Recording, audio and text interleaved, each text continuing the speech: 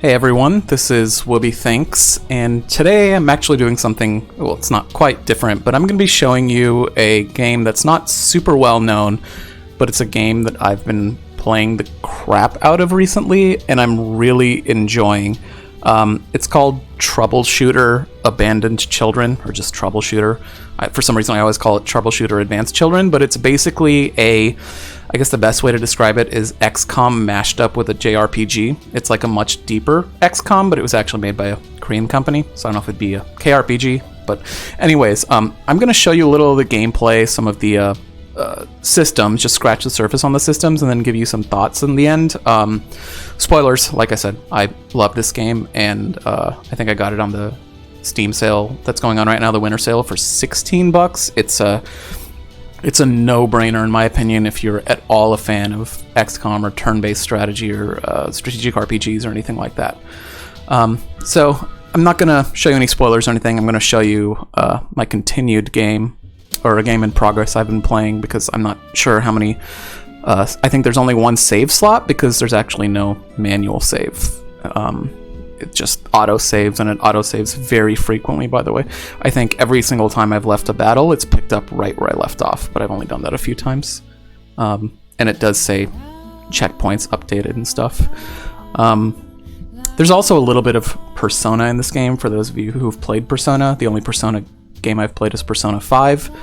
I enjoyed it. My wife actually enjoyed watching it.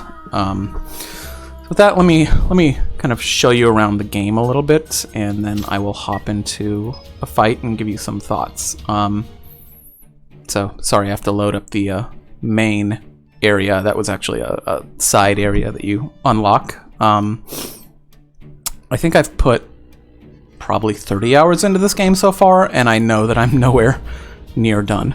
So this is kind of the home hub. It is a little different in that it's not open world at all. You're basically doing things in this hub, and then you're going and completing missions. So these are two basic vendors. This one you use to identify items. This one is a weapons merchant, obviously.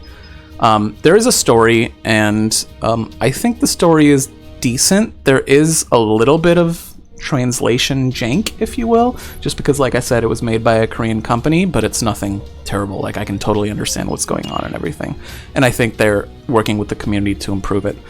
So you'll unlock all this stuff as I go. I'm not gonna get into every single thing, but let me show you some of the systems and some of the depth to this game, and then I'll show you a fight. So this is the main character. It'll stay static. It's story based, so you don't get to character create, you don't get to choose his name or anything, but that's fine. You have ability, well, you have classes. I'm not going to get into the classes, just know there's different classes. You have different abilities, and again, this is like XCOM, so you actually have a certain amount of ability slots, and you can change around your abilities as you see fit. Masteries are a big part of the game. So this is what's called a mastery board, and you can think of masteries as like, I guess the best way to describe it is if you played Final Fantasy VII, like materia almost. You have basically these slots, essentially, that you can put all these different masteries that you've discovered. The primary way to discover masteries is actually through defeating enemies. They have a chance to drop masteries, so almost think of it like an item that you can equip, but it's abilities. They go into one of these 5 areas: basic, attack, ability, defense, or support. And the numbers you see right here, this actually took me a little while to understand. The TP number right here, it's this training point number, and you have a max of 22 training points. So if there's an ability that cost me 22 training points, I would only be able to use that ability and none of these others. So you have abilities like competence increases my hit chance, this increases my crit chance, this increases my armor. There's class-specific ones, like this one is for swordsman specifically, and it increases my slashing attack damage by 30%, etc., etc. So you find masteries by defeating enemies, and you can also research masteries, which... Here we go. So if I wanted to research this clean hit mastery, for example, I would need to combine an attack mastery and a defense mastery to get a combination of 1 training point, or I can just have it auto-select for me. So basically you can discover masteries through kind of crafting, for lack of a better term. So that's a very, very rudimentary way to look at it. These training manuals are, I think you need a training manual if you want to unequip a mastery. So like there is a small cost to unequipping masteries. If you wanted to re-equip something in attack here, for example, all my attack slots are used, but again, I have plenty of these training manuals. So that's masteries. You have equipment, you have all these properties. There's just a bunch of different things going on here. You have synergies with some of the other players, and I think you can unlock things, kind of like Persona relationships, like I was talking about, bonds. There's your inventory, and you can craft actual inventory things, and you can salvage things and all sorts of good stuff, right? So I could salvage this and potentially get stuff to make other items, and so there's a lot of depth to this game, which I like. You can go back and play any mission that you had played prior, which is really cool, any story mission. This troublemaker list is a list of every enemy that you've come across. The more you come across them, the more information you gain on them, and if you fight them enough, like this, you get all the information and you can actually receive a reward, which is a Valkyrie coin. I'm not even sure what that does yet, but anyways, so lots of systems. I barely scratched the surface, so it can seem a little overwhelming at first, but it will make sense as you go. I do think that the game could use a little more in terms of like tutorials and glossaries, but again, for a completely indie company, I don't know if they've done any other games, they've done a really nice job with just adding a lot of depth, because I felt I stopped playing XCOM because I loved the combat, but I felt it had no depth to speak of, and the story didn't really interest me. So with that, I'm going to show you some combat real quick and give you some final overall wrap thoughts. So you can essentially replay any of the areas that you've played before. So like this would be a level 6 area, this would be a recommended level 7 area. My characters are level 20-ish, give or take. I should also note I have 4 characters. I can use all 4. I think there's a total of 8 characters, and I'm 30 hours into the game. So the character unlock system is very interesting because I suspect that I'm not going to see maybe 1 or 2 of the characters until close to the end game. So I can jump into any of these. If it's red like this, it advances the story. If it's purple like this, it epic grade monsters appear, and I think that just gives you like better loot or something. There's also quests, which are again very rudimentary, I would say. These orange things means there's a quest there, and I can do quests while I fight, and if I complete the quests, I will get a reward. And I have a quest list back on another screen. So the epics are supposed to be extremely hard. So let's try this. I've actually never tried an epic level thing. So I'm just going to do something that's not a quest, that's just a normal fight, if you will. So this is your screen, members. You have to make sure that all your members are in a fight, because randomly it'll show you like 2 people or something, which is really odd, but that's very rare. And then you fight. So let me show you a little bit of combat. I don't think, the other thing to note is I probably won't have time to show you an entire fight because some of the fights are very long in this game. With some other strategic RPG games, you might do like 5-minute fights, 10-minute fights. I think the longest fight I've had in this game, and granted I paused and stepped away for a couple times, was like 2 hours, which is very, very long for a fight. And these maps are massive. Like, you will see massive maps. The other cool thing about the maps is everything is integrated with story. Spoonists are the one of the sections of bad guys. It's like a religious cult or something, but that's not really a spoiler. And the basic story is you are a team called Troubleshooters, and you're basically like aiding crime fighting in this city or state or something, or country, I don't even know what it is, called Valhalla. So you fight with the police a lot of the time.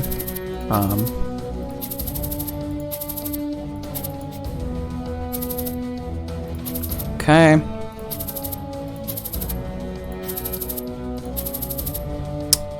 So the strikers and suppressors are the police units. Strikers are melee units, suppressors are gun units. So I'm just going to do that.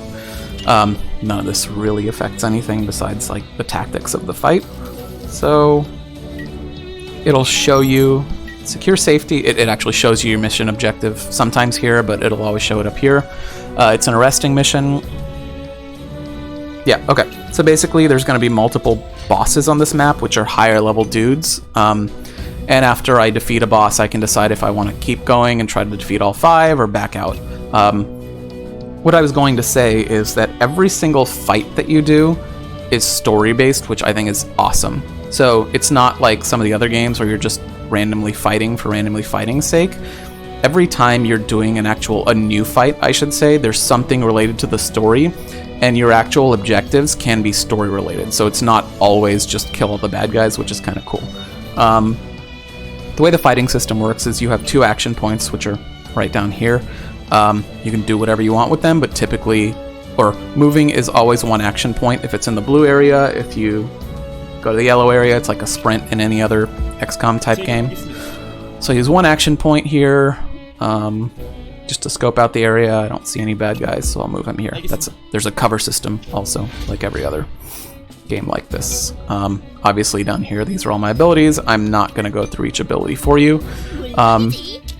There is a turn order, which you see here, and there are abilities you can use to affect the turn order. You'll see enemies when I encounter enemies. So that's a kind of neat thing. So you can see who's about to act next, and if your guy's going to act right before, you might be able to push them back in the turn order. That's typically like a sonar thing. I don't know why it didn't show up, but that was telling me that if I look on the map here, there's something of note over here up and to my left, which means there's bad guys. Okay. So I'm just gonna full shift everyone up here. The music in this game is so-so, by the way, so I often turn the music down. Like, I shouldn't say so-so. It's good at first, but it gets repetitive. I'm actually gonna do that right now. Also, I hate that there's a constant siren, but whatever. Okay, let's full shift everyone. This is my healer. Sure.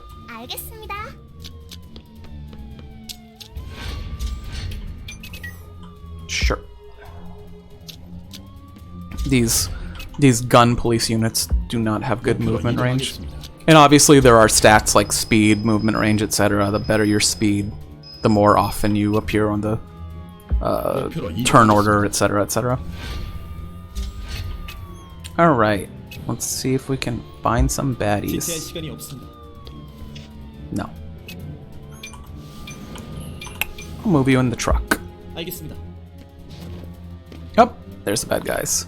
So, when I see baddies, this yellow area is, like, there's different types of alerts, but basically whenever you see this is the enemy vision range. When you enter enemy vision range, they'll all scramble and take cover and stuff, and that's essentially how you start a fight. You can do things out of enemy range. Excuse me, let's see if I go here. Oh crap. Well, there was another enemy there.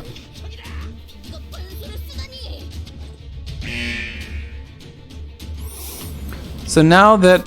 So this enemy's spotted us.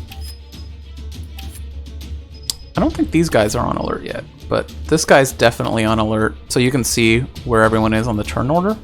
So like this guy is at 57, right? So I have plenty of people acting before him. But...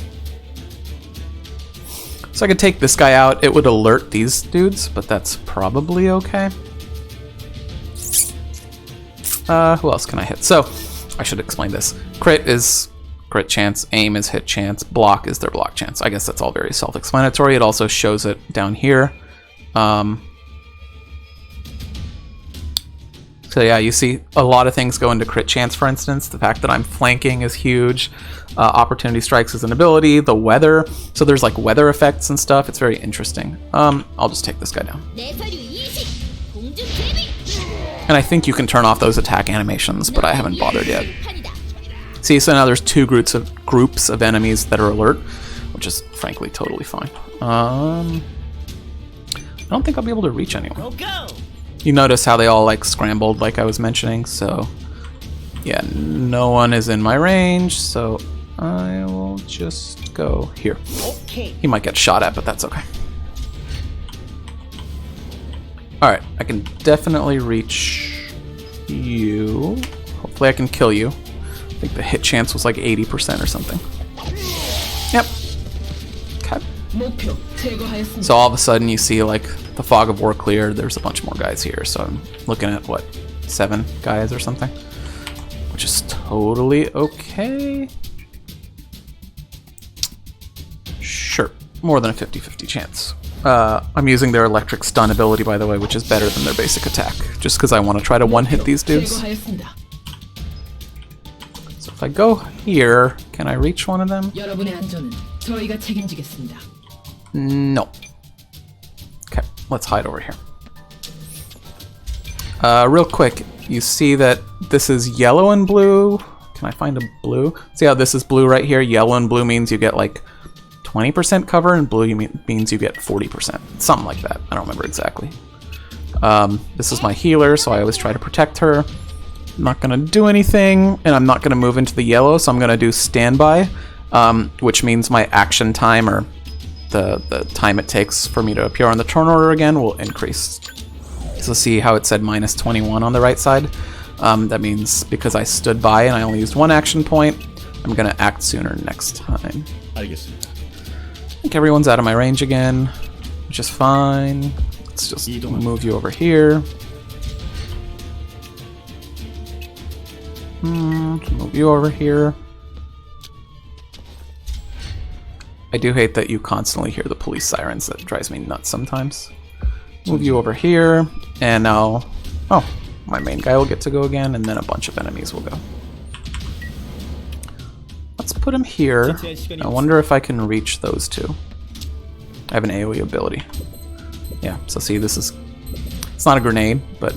Okay, so I can't move my mouse to it, but in the middle of my screen above the damage, like right here, you see how there's 2 people? That's showing me that I'm going to hit 2 people. If I was using a one-shot ability like this, I can press tab and cycle between the 2 units. It'll always default me to the unit that I have the highest chance of hitting first, although in this case it's the same. Anyways, I should be able to kill them both with this one ability. Oh, wow, they both dodged. I didn't even look at the dodge chance because I just thought I would kill them. Stupid me. Now a bunch of enemies will go. Things like counterattack are an ability, or a mastery. I was showing you that mastery board. So pretty useful for guys that you know you're going to be meleeing with.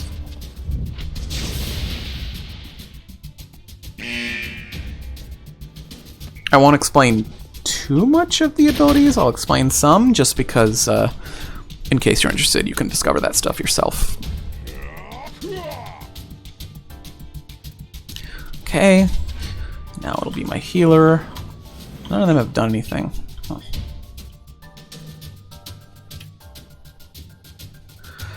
Okay, I think I'm gonna move her right here. Say they all have Korean voices. Okay, so I have 50 crit, 19% block chance. So if I can crit, I'll kill this guy, because the damage you see here is always off, or at least I think it's always off a normal hit. The reason I'm trying to kill this guy right now is because this ability that they have on them called Fire Veil, basically when they die, they'll explode. Let's see if I can kill him. Sweet. So you'll see him explode, and if someone was in the area, they would get burned, which is a damage over time. They might get stunned, etc., etc. Okay. They're doing no damage. I have no clue who's talking, but I'm gonna move. Yeah, okay. So let me show you what happens. Hopefully I hit this guy. So this is a chain ability. If I kill this guy, what'll happen is this striker right here will actually get punted back because of this Fire Veil ability, which you can actually use to your advantage sometimes. So I killed them both, so they'll both explode, and you'll see what happens. See? And now they both have burn. I don't really care because they still have such high life, but I just wanted to show you that. Go over here and kick this guy. 160 HP is nothing at this point in the game. Okay. They always talk, and it's always in Korean, like I said. So I don't really mind, but someone might. What is this? Okay, 3% block chance. We should be fine. She's immune to burn, which is nice. Otherwise, running through that fire would have burned me. See, so I killed that guy. He has a chance to drop, that type of unit has a chance to drop certain types of masteries. So in this case, he dropped a mastery, which is piercing resistance. I'm not going to equip that, but it's just good to know. And that's what that kind of like codex is useful for, to see what enemies have what masteries, because in case you're trying to create a certain mastery, that helps a lot. And then you can kind of see where the more info you get, sometimes you can see the levels those enemies typically show up on, etc., etc.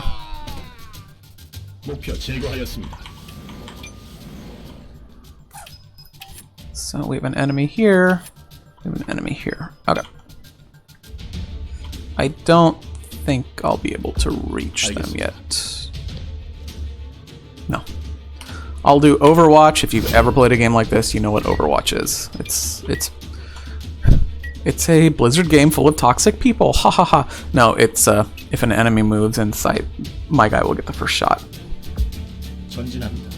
But seriously, it is a Blizzard game with a bunch of toxic people.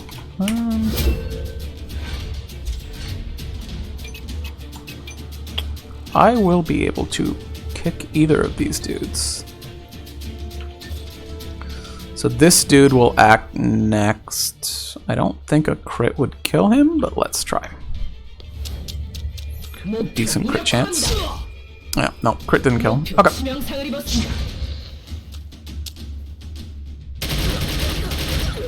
Ooh. That was some damage. I don't think I'll be able to reach anyone. And obviously, like I mentioned, this is all we've uncovered of the map, and there's still all this. These things right here, where is one? This right here, you have to move onto it and use an action point to open it, but it's a chest. So is this. Can't reach anyone, so I'll just tuck him away in here. Healer. I don't want this guy rushing over to my healer. I would love to heal this person, but such is life. So I'll put her on standby so she acts quicker.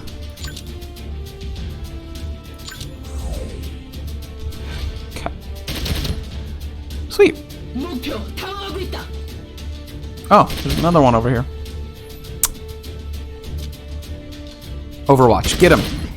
Okay, he blocked it. Blocking still means you do some damage. Man, this dude is just running into it right now. Who's he going for? No one. Nice work. Okay, there are more guys there than I expected.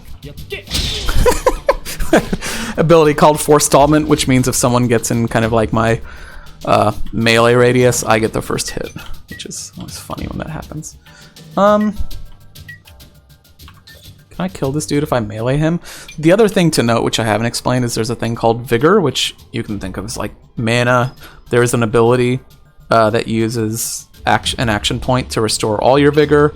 All your abilities, as you can see here, do cost Vigor, or most abilities in the game. 52% crit. Let's hope we crit. Ah, he blocked it. The other thing that I will say I absolutely like about this game is the percentages feel realistic. Like with Xcom, the common kind of refrain is how you always miss your 99% shots. That doesn't happen here.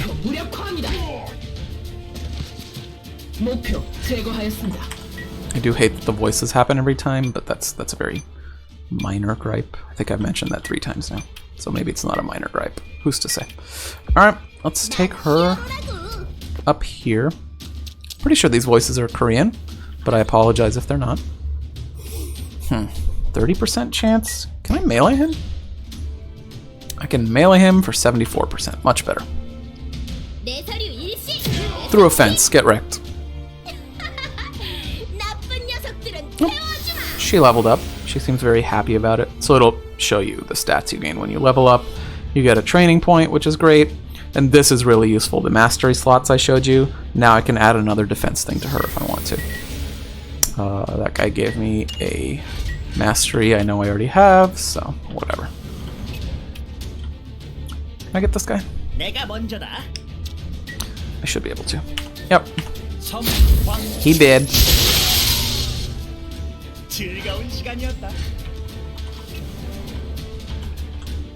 think I want to move everyone up this way. Full shift. Let's full shift. Oh, there's still a guy hiding behind that truck. I didn't even notice that. Can I reach him? No. Okay. How about now? Oh, I can melee him. Okay, he's dead. Cool. So I've killed all the baddies in this area, I think. Where do I want to go? Where do I want to take you? Let's go here. Is there another bad guy I'm not seeing? Oh, see that sonar thing? That means there's enemies up this way. Alright, let me show you how to open a chest. Go on the chest. As long as you haven't used all your action points, you can click open chest. And these types of chests are always items. I didn't show you items, but there's, you know, armor and weapons and all that kind of good stuff. I'll be sending to inventory because you don't keep the police units. Items are only for your main characters, of which, like I mentioned, I have 4 at the time, so I'll compare it and stuff later. I don't know if there's anything else I wanted to show you with combat. I know that that was a very quick look at combat, but hopefully it gave you an idea. So let me talk real quick about, I'm going to play and talk about some of my thoughts around the game. As I've kind of mentioned, I think this is an awesome game if you like this kind of thing. The only real cons are I wish the tutorials were a little better. Again, indie company, so forgivable. And then some of the translation jank, which is, again, fine. It's forgivable. It's an indie Korean company. I think this game is better than Xcom. I've played 2 Xcom games, so I've not played the newest one, Chimera Squad or whatever it's called. I think this is worlds better just because there's actual depth to this game, and different systems, which I appreciate, and there's a better story. It's very easy to play, it's fun to play, it's just all around better, period. Just the systems make it so much more enjoyable to play. So I highly, highly recommend this game. It doesn't have a ton of Steam reviews. I wish it was more popular, but if you're into this kind of game, you need to pick it up. I think right now, when it's on sale, it's 16 or 17 bucks, like I mentioned. Even full price, I think full price is $25, which is ridiculous for a game like this. This should not be a $25 game, honestly, when you have other games that are inferior in this genre that sell for 50, 60 bucks. They could, if this had better marketing or more hype, this would easily be a $40, $50, $60 game.